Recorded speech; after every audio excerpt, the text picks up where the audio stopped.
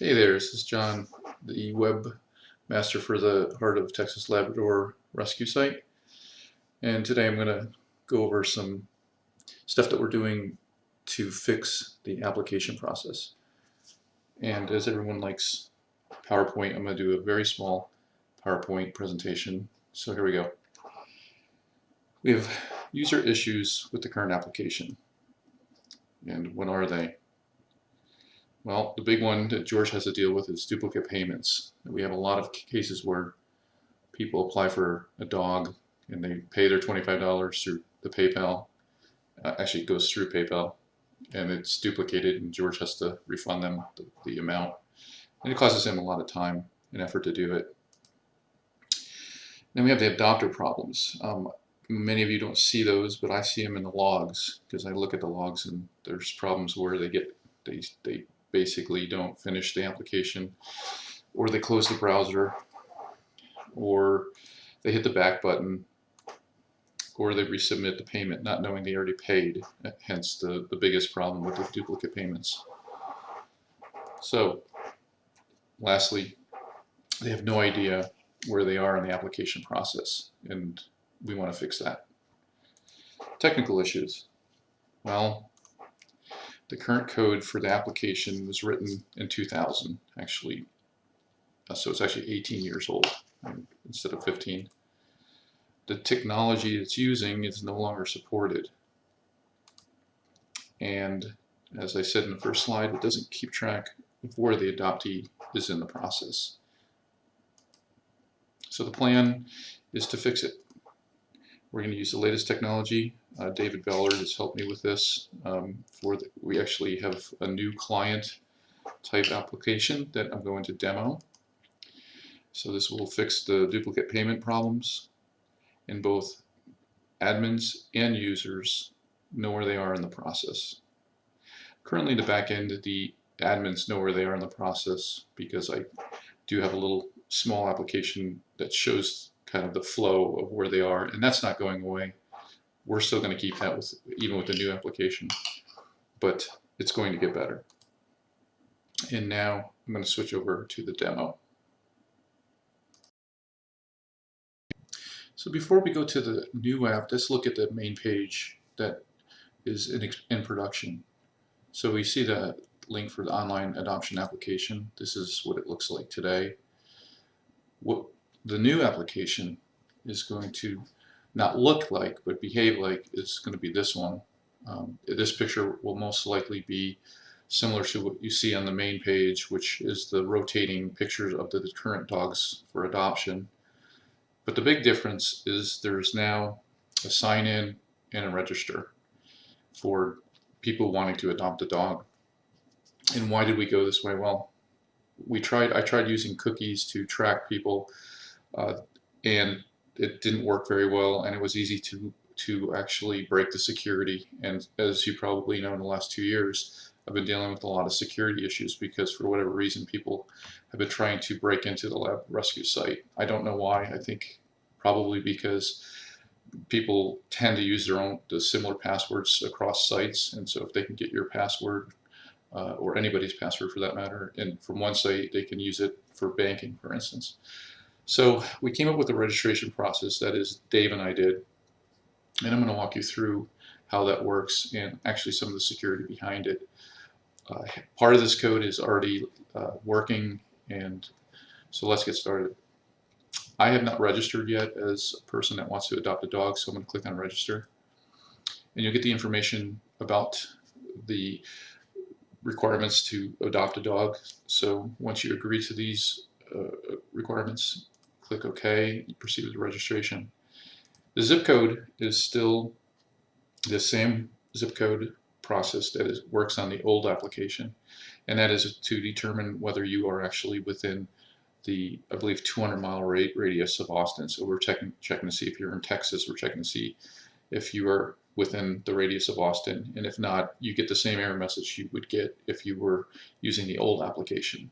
So we're doing our best to save and reuse all of the old code from the old application.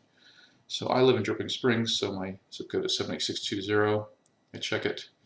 Everything looks great.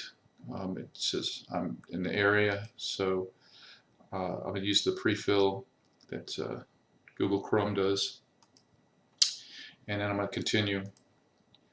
Here's the big one. This is actually part of the security stuff that we did to make sure that people aren't just sending in bad emails or even spamming us. So one of the things that you can have to do is actually get a confirmation email. And this is very common across banking applications, actually every application I work on now, and actually it's gotten even to the point, as you probably all know, that's a lot of times you have to even use your text messaging for a certain code. We didn't do that. We just stuck with the email confirmation, which I think is good enough. So let me click on this, send confirmation email.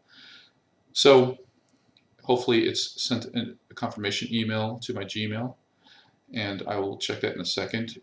So let's check it right now. Check my inbox. And there it is. So this is real. This actually got sent from the server.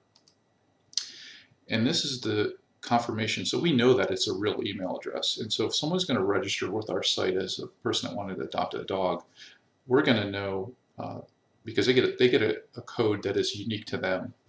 So I'm going to copy this code, and I'm going to go back to the application. And that's my temporary access code. It's important to know that this temporary access code actually expires in 30 minutes.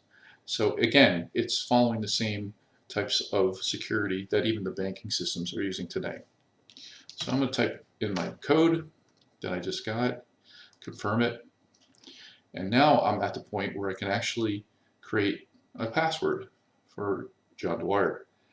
And we actually even use the modern tools to even tell the user if their password is a good password or not. Like for instance, password, not so good, or hello. I mean, so it's just terrible, right? It's very weak. So I'll do something that's a medium password. Oops, that's medium. I usually use something bigger than that, but this is fine for now. And you have to re-enter it. And then you can create an account. I don't want to save it. And now we're at the point where okay, so now I'm signed in, or I'm actually registered, and I'm going to apply for a dog. So just click on apply to adopt a lab. And this is new. This shows you where you are in the process and keeps track of you where you are in the process, which I'll demonstrate in a few minutes, but let's get started. So I'm going to click get started. So again, you have some terms and conditions. I agree to them, and by the way, this is actually keeping track forever where they are in the application process, so this doesn't get lost if they ever close the browser, hit the back button. Either of those cases won't cause a problem. So let's confirm a home address. Home address looks fine. What's my house? I live in a house and I own. Let's proceed. And as you can see, we have a checklist that's being completed by the person trying to create an adoption application. I'll keep going. So good shade, fenced, aluminum, 3-foot fence. Let's save that. Provide resident information. How many people in my home? There's 2 of us. How many children am I expecting? No, in this case. I'm going to try to keep it simple. So as you can see, as we keep going down the list, this is following the existing application, but the big difference is we are actually persisting everything for this particular person trying to adopt a Labrador. So why is this important? Well, let's sign out, okay, or let's say they close the browser. We're going to sign out, and I'm going to come back. So come back, log in, and look. So everything, it remembers where I was in the process. And this is true if I hit the back button, which actually in this case doesn't even work because this is what's called a single page application. So the things that the old application would have problems with, namely the back button or closing a browser, this one doesn't. So this is going to be a lot more robust going forward. And the other thing is that whenever they log in, they can see where they are in the application, and they can even see their transaction IDs when they're finally finished with the application. Now, if they want to start over, we might get rid of this. I'm not sure, but they can start over and hit delete the app and then start over. I don't know if that's valuable or not. I will leave it up to the board to kind of look at this demo and maybe give me some feedback. Um, Obviously, I would like some feedback on the look and feel. We want to change, obviously want to change the colors and probably put this within the context of the main site. Which is a little difficult because the main site is very old, but that's something that we can discuss.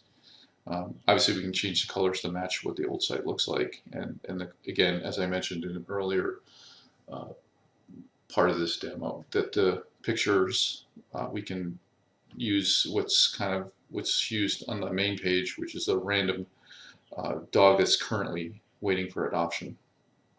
But if the board has some ideas on that, just please on Tuesday talk about all the ideas that you have. Things you don't like, things that you could see better. It's a very complicated process, obviously, but there's a reason we did it this way. It's for security. It's for making George's life easier.